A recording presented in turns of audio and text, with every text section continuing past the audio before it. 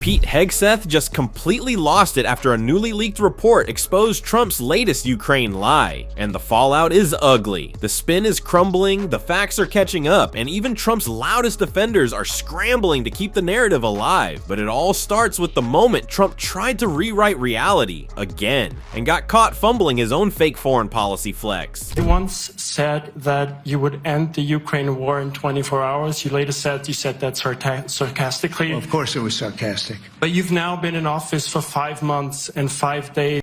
Why have you not been able to end the Ukraine war? Because it's more difficult than people would have any idea.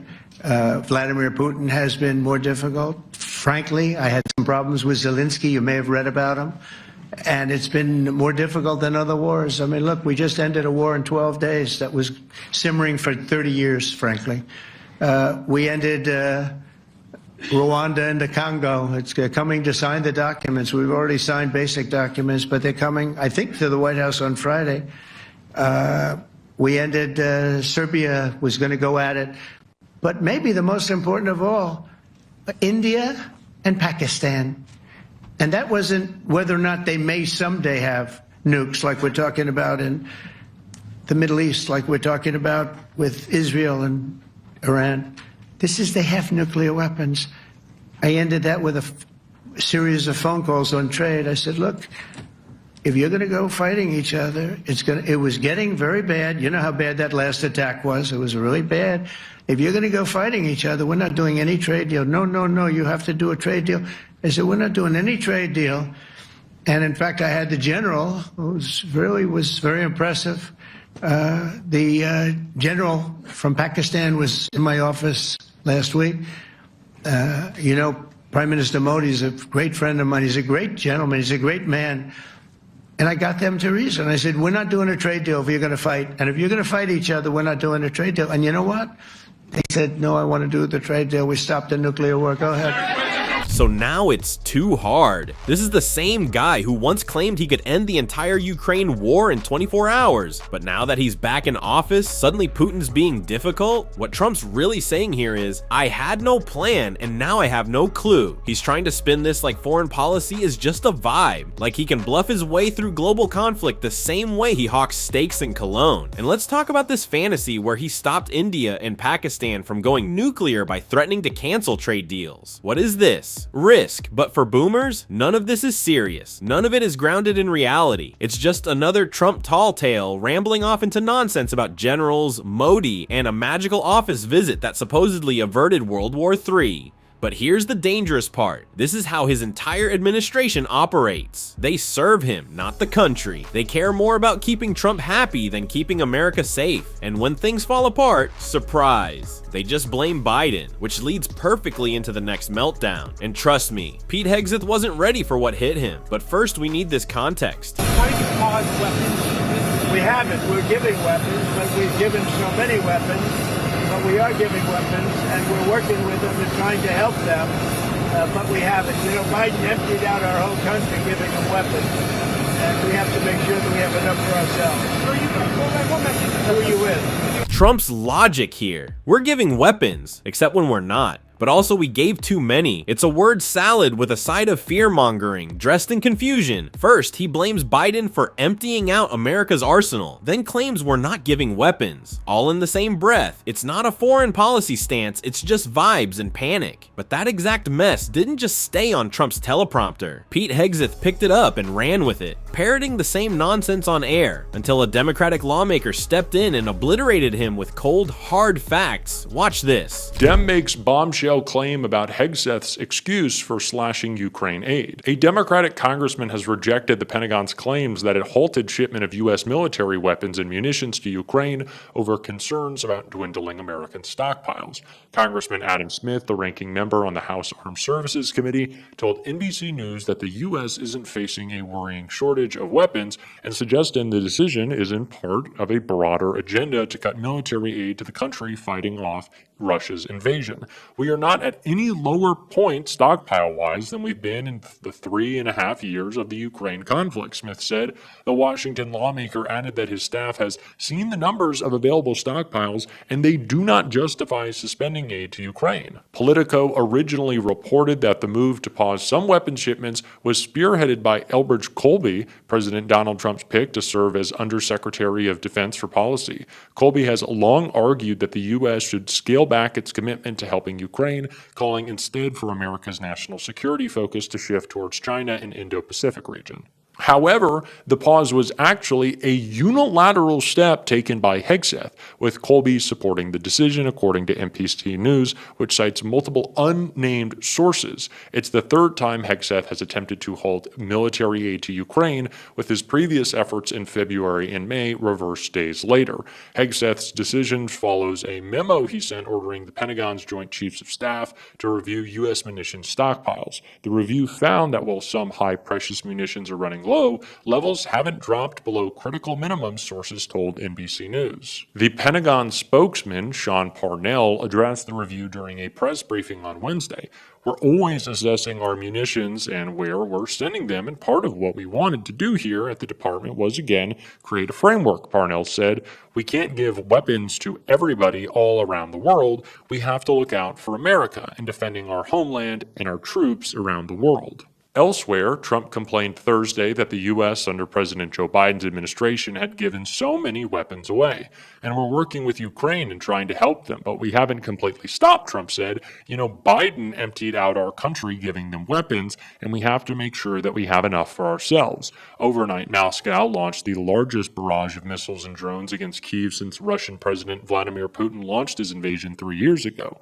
The attack came mere hours after Trump said he'd had a disappointing phone call with Putin about seeking an end to the conflict. I didn't make any progress with him at all, Trump told reporters on Thursday. The Defense Department declined to comment further when contacted by the Daily Beast. Pete Hegseth is being exposed hard. Turns out this sudden pause in Ukraine aid wasn't about protecting stockpiles at all. That excuse, a total cover story. The Pentagon's own data shows we're not below critical levels, but Hegseth, Trump's unofficial cheerleader, is more focused on keeping the MAGA base happy than protecting global stability. This is about politics, not security, and when Moscow ramps up its deadliest attack on Kyiv hours after Trump shrugs off a failed phone call with Putin, that's not just incompetence, it's complicity. And while Republicans stay silent to avoid upsetting their orange idol, one Democrat refused to sit quietly. Jasmine Crockett let loose, and it was glorious. Thank you so much, Mr. Chair. It's so interesting to me that we all swear an oath to the Constitution, and we say that we take that oath seriously, but when it comes into actually doing something that looks like preserving that oath or looks like preserving the Constitution, we get a little wobbly, and I'm not really understanding what's going on. Freedom of press doesn't look like kicking out the Washington Post, or actually the Huffington Post has been kicked out. We know that the Associated Press has been kicked out, and now the Washington Post is not going to allow for op-eds in any way if for some reason they criticize the sitting president of the United States. What this is starting to feel like is a smaller version of Russia. And I am trying to tell you that we are nothing like Russia. We are not supposed to be like Russia. But that is what we've got going on. And I'm sorry, I know that some of my colleagues still struggle with answering the question of who won the election in 2020. And you may have felt a way when you had social media checking people and saying, no, Trump did not win the election in 2020. That is absolutely factual. And unfortunately, because some people got all riled up because they believed the lies, they ended up getting locked up because they decided that they were going to believe the lies. They ended up at the Capitol on January 6th, and they were trying to tear this thing apart because they felt like their country was falling apart in front of their eyes because for whatever reason, there were people in power that were peddling a lie about the election. We also know, and some of y'all may still say that COVID was a hoax. COVID wasn't a hoax. Tell that to the over 1 million people that died under Donald Trump's first watch. It wasn't a hoax. So no, I do believe that it was okay. In fact, I do believe that it was ethically right for social media to check people, because you had people that didn't know anything about science and decided that they were going to put out whatever lies or propaganda or conspiracy theories they wanted to. And people died. Jasmine Crockett just laid it all out. No filters, no fluff. While Republicans cry about the Constitution, they're busy kicking out journalists and rewriting reality. She's calling it exactly what it looks like: authoritarianism light with a MAGA twist. From fake election lies to COVID denialism, Crockett reminds everyone that disinformation didn't just divide, it killed. And when social media platforms tried to fact check, suddenly that was the real threat. The hypocrisy is staggering, and she's not letting them wiggle out of it. Because what comes next? Jasmine Crockett doesn't hold back. She drops truth bombs. At some point in time, we have to evaluate what is factual. And I know that facts hurt y'all, and I just wish we could get on the same page, but we do know during the presidential election that the president would not go and participate in anything if fact-checking was going to be a part of it, because he didn't want to be fact-checked. We know that the vice president got upset in his vice presidential debate when he was fact-checked. It used to be a time in this country that we as members of Congress or elected officials thought that it was okay to just tell the truth. Instead, we're pushing conspiracy theories, and some of them are killing people. It's the same thing that we have coming out of Doge. It's the reason that people are dying. It's the reason that farmers are losing their farms, because we continue to peddle conspiracy theories. It is time for us to say, Mr. President, guess what? Russia invaded Ukraine. Can we at least agree on that one?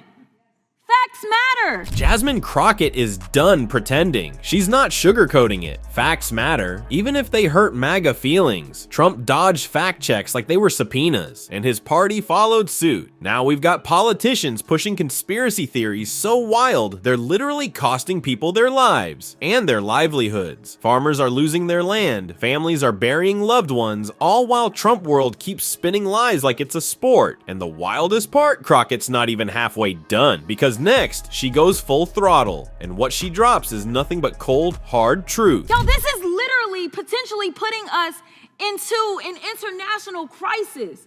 We may be heading towards the next world war because we have a president that wants to pal around with Putin and wants to do everything to make him feel good, including lying about who invaded who. Mr. Chair, I got a minute left, but I really want to yield to any of my colleagues and ask them if they will say today, very basically, that when it came down to the war in Ukraine, that it was not Ukraine that invaded Russia, it was the other way around. Is there anybody in here that has enough courage to say that Russia invaded Ukraine? You can have my time. And this is yet the problem. Jasmine Crockett just asked the most basic, obvious question, and still, no one on the Trump right had the spine to answer it. Russia invaded Ukraine. That's not controversial, it's reality. But when your political movement is built on loyalty to one man instead of loyalty to the truth, even that becomes too risky to admit. Trump wants to make Putin feel good, even if it means cozying up to a war criminal and throwing America's global credibility in the trash. And Crockett, she's calling out the cowardice to their faces. This isn't just dysfunction, it's dangerous. When elected officials can't say who started a war, how can they be trusted to help stop it? If you're tired of the gaslighting and desperate for the truth, like the video, subscribe, and stay locked in. Because what we found next in the Trump saga, let's just say, it's about to get even more unbelievable.